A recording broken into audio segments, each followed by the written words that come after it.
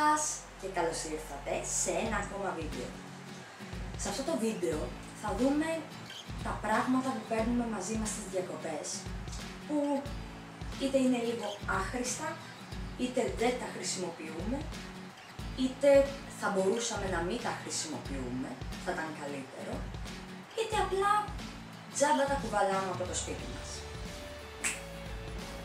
Ας τα πάρουμε με τη σειρά. Φτιάχνεις τη βαλίτσα σου για να πεις διακοπές. Το πρώτο που θα κάνεις, σίγουρα, και εγώ το έχω κάνει, όλοι το έχουν κάνει, θα πάρεις περισσότερα ρούχα από όσα χρειάζεσαι για όσες μέρες πας διακοπές. Και απλά θα τα πας, θα τα φέρεις, κάνουν για αυτά μια βόλτα. Το δεύτερο, είναι πάρα πολύ πιθανό να πάρεις καφέ, ζάχαρη και σέικερ για να φτιάχνεις τον καφέ σου το πρωί. Και αναρωτιέμαι εγώ, για ποιο λόγο να πρέπει να βάλεις στη βαλίτσα σου ζάχαρη και καφέ? Δεν ένα σούπερ μάρκετ, μίνι μάρκετ, μπακάλικο δεν έχει, θα το πάρεις από εκεί, δεν τρέχει τίποτα. Μην κουβαλάμε πηγενέλα έξτρα πράγματα, είναι η μέρα του ταξιδιού. Πολύ κλασικό να πάρουμε κάτι να φάμε στο ταξίδι. Αν αυτό είναι ένα ποστάκι σε ένα λιμνόχαρτο, πάει στο καλό, αν και αυτό πολύ πιθανό να μην το φας. Αλλά τι γίνεται όταν παίρνεις τάπερ, ταπεράκια, χιένα, τυροπιτάκια, σπανακοπιτάκια, σου μένουν μετά αμανάτα τα τάπερ, τα οποία τι θα τα κάνεις? Η πιο αντανακλαστική κίνηση είναι να τα πετάξεις και στο καλό. Φτάνουμε στις διακοπές και πάμε στην παραλία. Παραλία. Πολλά άχρηστα πράγματα μπορείς να βρεις εκεί. Ή μάλλον όχι απαραίτητα άχρηστα, γιατί έχουν κάποια χρησιμότητα, αλλά δεν θα έπρεπε για κάποιο λόγο να είναι εκεί.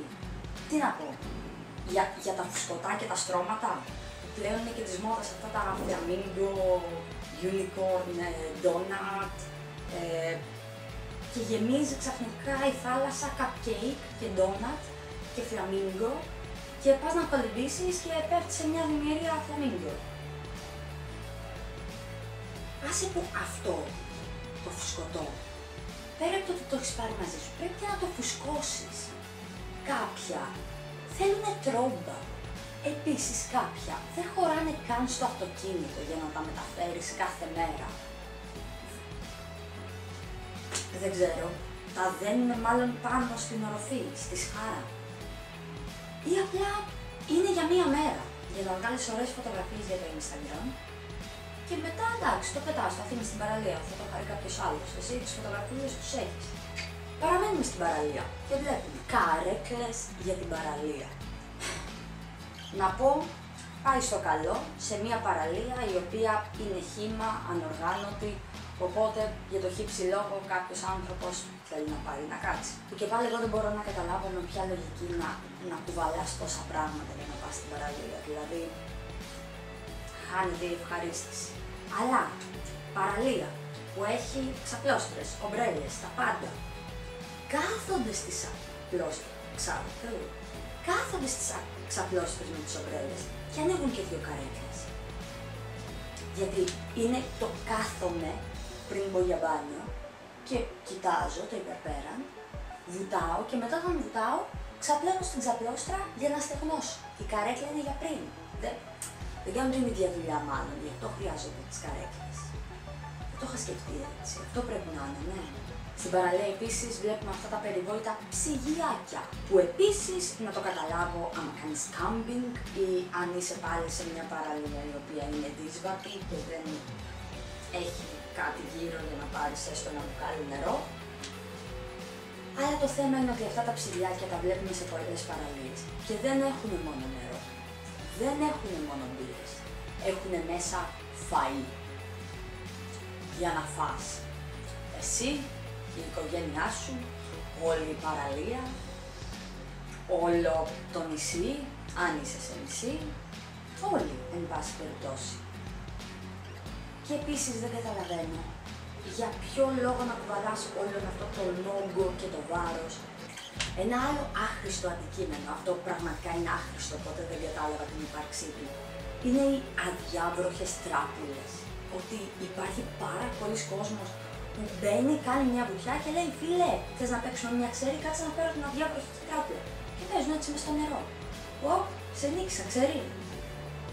Έχει πραγματικά χρησιμοποιήσει άνθρωπος την αδιάβροχη τράπουλα. Και πάλι λίγο κυματάκι να έρθει, θα σου πάρει τα τραπουλόχαρτα το κύμα. Τάβλη. Πονεμένη ιστορία το τάβλη.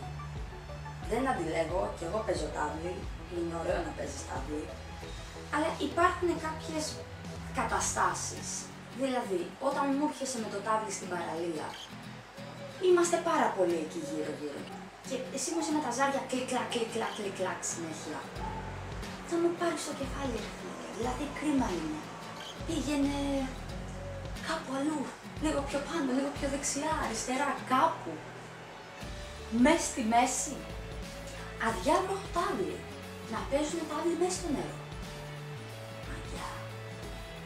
Αυτό που θα ήθελα να πω σε αυτό το σημείο είναι να σας παρακαλέσω όχι άλλα σκουπίδια, όχι άλλα πλαστικά σε θάλασσες και ακτές. Ευχαριστώ πολύ. Ευχαριστώ πολύ. Ευχαριστώ πολύ που παρακολουθήσατε αυτό το βίντεο, ελπίζω να σας άρεσε. Άμα σας άρεσε, κάντε like. Μπορείτε να κάνετε εγγραφή στο κανάλι για να ενημερώνεστε για τα επόμενα βίντεο. Να με βρείτε σε Facebook και Instagram και θα τα πούμε την επόμενη εβδομάδα. Τσάω!